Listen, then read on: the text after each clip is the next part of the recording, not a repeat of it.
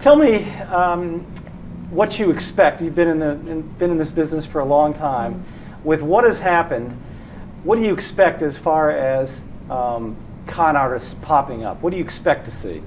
Whenever there's any type of disaster, like with this winter storm, unfortunately, we always see the scammers come out of the woodwork afterwards. So we will see issues with contractor scams. Sometimes they will take money up front and then not do any work whatsoever, or other times someone will hire a contractor and they'll do poor and shoddy work and then abandon the job. So whatever happens, we do see this type of situation play out again and again after these storms. Exactly. What would you say is the most prevalent scam that you've seen in regards to, say, plumbers? We see issues with, at times, unlicensed plumbers. So they will claim that they can help you with your plumbing issue, but then they don't have licensing. So it is important if you're hiring a plumber to make sure that they are licensed with the state of Texas and confirm that with the Texas State Board of Plumbing Examiners. Okay. And how do you do that? How do you confirm that they have a license, a valid license? You can go to the Texas State Board of Plumbing Examiners, either call them or go on their website and look up the information on their license, and they should have all that information available for you. Punch in the guy's name. What would you put on that website? I know it's simple, but punch in the plumber's name, and how would you do it? You can just punch in the plumber's name or their business name. Or sometimes if they have the license number for you, they should have it in all of their advertising as well if they are licensed, a licensed plumber. So you can put in their license number as well into the search engine. That should come up to confirm that too. Very good. Tell me about, in regards to contractors, what do you see most often going wrong with contractors? Is it, they want, what is the most prevalent problem you find with contractors at a time like this? We see issues over and over again where someone hires a contractor and they do the work, but sometimes it's very poor work, which causes more problems. And sometimes the contractor will leave the job entirely, leaving the consumer in an even more difficult situation, having to repair what's already been done or get someone else to come in and complete the job. So whenever these types of storms happen, we do see that same issue play out again and again. So basically, certain contractors that are scammers, they may come in, they want you to pay a large amount up front, then they come into your home, do some of the work, and then after a while, they leave the job entirely, they are unreachable, you try to call them or get them to come back and finish the work, and you can't find them anymore. They've got your money and they're gone. Right, they took your money and ran. So that's basically the situation that you find yourself in. Then you have to go through the hassle of finding another person to come in and finish the job. And spend even more money for them. Right, you have to spend even more money to hire someone else to come in and fix everything. In paying these guys, what would your advice be? Because people never know how to handle that. In regards to contractors specifically, how should we go about paying them? What is reasonable and what would be the right way to go about it as opposed to the wrong way? First, you should never pay the full amount up front. If anyone is requesting that from you, don't fall for it. Don't pay that full amount for the entire job up front. You can pay a partial payment to start the process, but it should be no more than a third. And then following that, you should pay as the work is completed. So you should have a timeline that you've set with the contractor in writing where you would pay them after a certain portion of the work is completed, on and on until the very end, and then only pay them once you've finally inspected the work, made sure that you're satisfied with everything. Very good. Can you go through how the rule of thirds works? Would the rule of thirds be the way to pay these contractors? Yes, it is a good rule of thumb to pay by the rule of thirds. Talk to me about that. What is the rule of thirds? How does it work?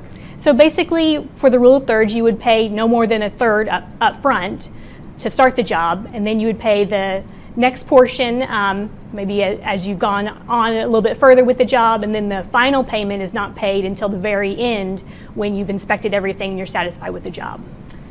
How important is that at the very end of the job, when the contractor or the plumber says he's all done, what should you do before you give them that final check? You should go in and look at the work that's been completed, make sure you're satisfied with it, that everything has been fixed and corrected, and only pay the contractor once you've determined that everything is working as it should and everything has been repaired as it was agreed to. Exactly. Beautiful. Good. Now let's talk about some advice for people. a contractor or a guy who says he's a contractor, we don't know if he's a contractor. A guy comes to your door, says he's a contractor. What should you ask him to verify that he's the real deal? If it's a plumbing contractor, you should ask for his license information. So don't allow him into your home or allow him to do work unless you can get and confirm that he is a licensed contractor for plumbing. Otherwise, if it's a general contractor, you don't want to allow someone into your home unless you really research them fully and know their background and experience. So you can take down his information, his address, whatever else he can give you, and then on your own time, do some research, see what you can learn about this contractor before you decide whether to hire them or not. Mm-hmm. What would you, can you give me a few questions you'd ask him to the contractor, the building contractor? Do we want to ask for, previous customers, contact them? Do we want to see I would think you'd want to ask him, do you have insurance papers you can show me right now, proof of insurance? I know with plumbers, they carry a card or should have a card in their wallet that they can show you. That should be at least one thing. But tell me about when you're dealing with a building contractor, a couple of things you should ask for right there at the door.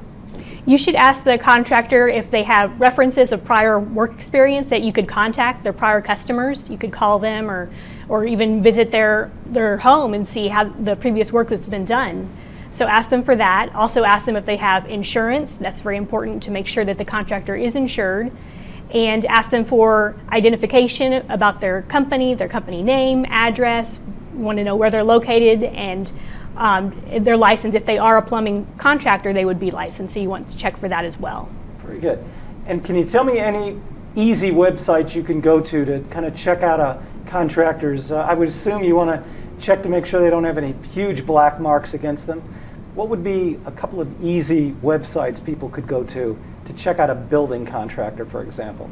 You can check with the Better Business Bureau and read reports that we have on various contractors. You can actually go through and read complaints that we've received and customer reviews, so you can see what past customers have experienced with this particular contractor. You can also just do a general search online, put in the contractor's name, the business name, and the name itself, and see what comes up just doing a general search.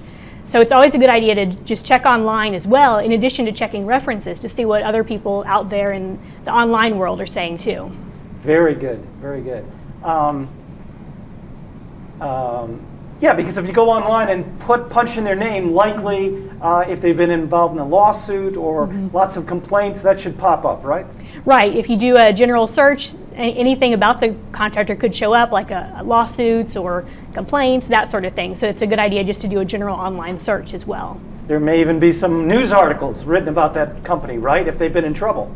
Right. You could find news articles too if you do an online search, so that's always a good idea to take that extra step and just search for them online. Very good. That's excellent, Leah.